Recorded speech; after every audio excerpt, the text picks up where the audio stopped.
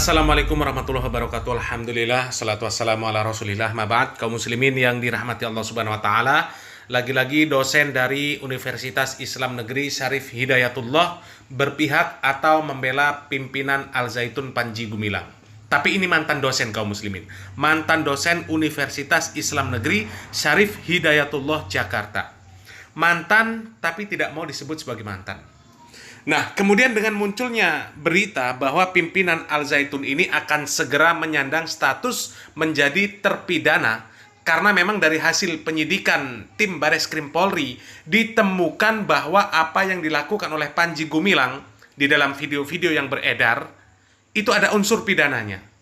Tapi mantan dosen Universitas Islam Negeri Syarif Hidayatullah Jakarta ini mengatakan dirinya tidak setuju apabila Panji Gumilang ini menjadi terpidana atau dipidanakan. Saat ini sekali lagi teman-teman tahapannya dari penyelidikan ke penyidikan dalam kasus dugaan penistaan agama yang menjerat Panji Gumilang, pimpinan pondok pesantren. Menurut Bapak Sudirman, apakah Panji Gumilang layak dipidanakan usai dilakukan gelar perkara dan statusnya naik? Mikrofonnya silakan Bapak. Menurut saya tidak layak. Ya, tidak layak. Alasannya Pak? Jadi dengan kontroversi yang dilakukan oleh Panji Gumilang selama ini, semisal dengan terang-terangan Panji Gumilang ya, dengan jelas mengatakan bahwa Al-Quran itu adalah perkataan Nabi Muhammad SAW, dosen ini mengatakan tetap tidak layak Panji Gumilang ini dipidanakan. Kita lanjutkan. Pertama, beberapa persoalan yang terkait dengan yang dituduhkan itu dalam kacamata saya sebagai orang ahli fikih. Walaupun tadi saya perlu mengoreksi. Wah, pede banget orang ini mengatakan dirinya ahli fikih kaum muslimin.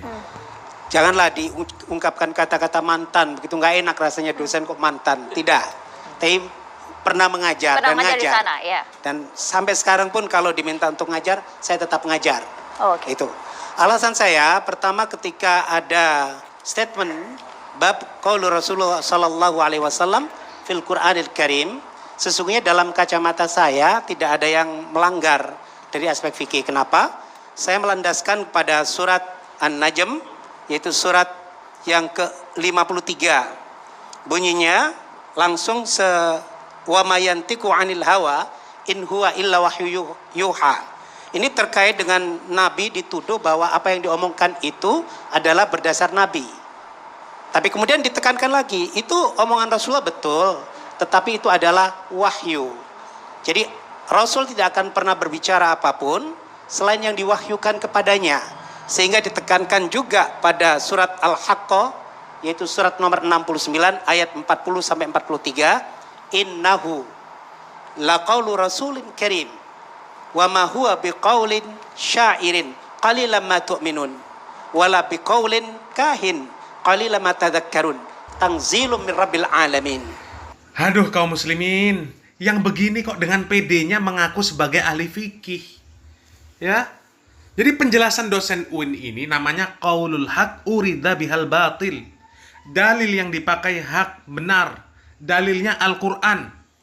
Tapi memahami dalil tersebut pemahamannya batil.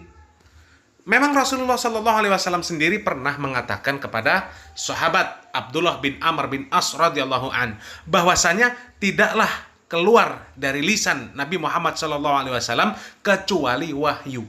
Artinya apa yang dikatakan oleh Nabi Muhammad SAW semuanya wahyu, semuanya benar, semuanya kebenaran.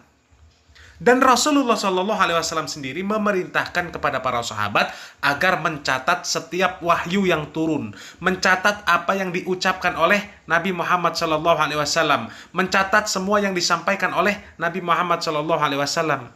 Kemudian Nabi Muhammad SAW memerintahkan kepada para sahabat agar mereka memisahkan mana ucapan Nabi, mana hadis Nabi, dan mana ucapan Allah dan mana Al-Quran. Mana qala Allah, mana qala Rasul. Dan kemudian para sahabat, para ulama, mereka tidak ada yang mengatakan bahwa Al-Quran itu adalah hadis Nabi Muhammad SAW. Jadi pemahaman siapa yang dipakai? Pemahaman fikihnya siapa yang dipakai untuk mengatakan Al-Quran itu hadis Nabi? Waduh, kacau ini.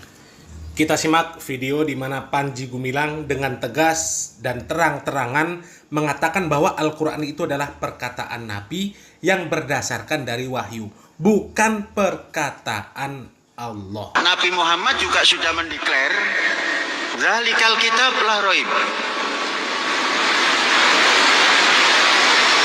Itu Nabi Muhammad yang mendeklar itu atas wahyu ilahi, bukan kalam Allah. Kalam Nabi Muhammad yang didapat daripada wahyu. Nah, kalau Allah berbahasa Arab susah nanti ketemu dengan orang Indramayu. Prewek itu nggak ngerti, Gusti Allah nggak ngerti kalau. Nah, artinya bacalah semua itu. Jadi pemahaman Panji Gumilang ini memang meyakini bahwa Al-Quran itu bukanlah perkataan Allah. Al-Quran itu perkataan Nabi. Makanya dikatakan Panji Gumilang, hadis yang benar itu ya Al-Quran.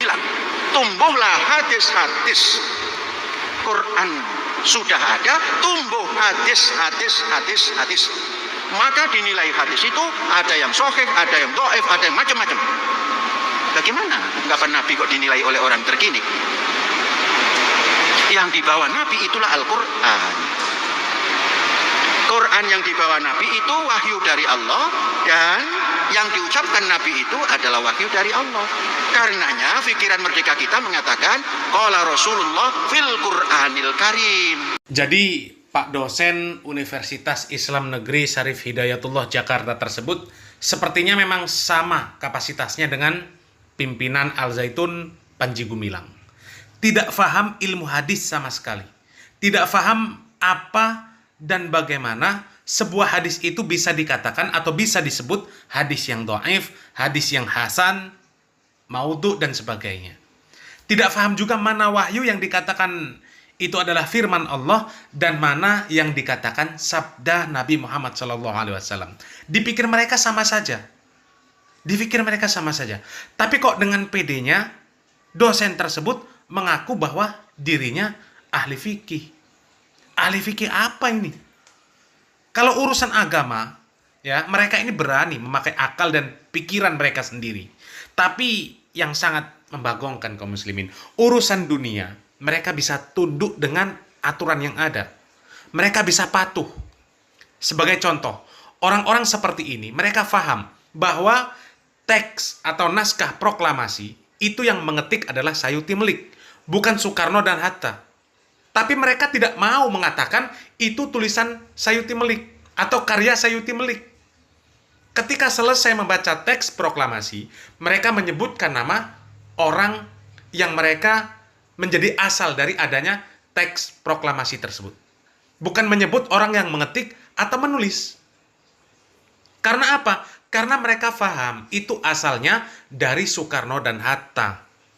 Tapi musibahnya, meskipun mereka paham, mereka tahu bahwa asal Al-Quran itu adalah kalamullah, ucapan Allah, tapi mereka tidak menyebutnya kalamullah. Dan ini sebenarnya kekufuran yang nyata. Wal'iyadzubillah. Mudah-mudahan yang sedikit ini bisa kita ambil pelajaran. Barakallahu fikum. Wassalamualaikum warahmatullahi wabarakatuh.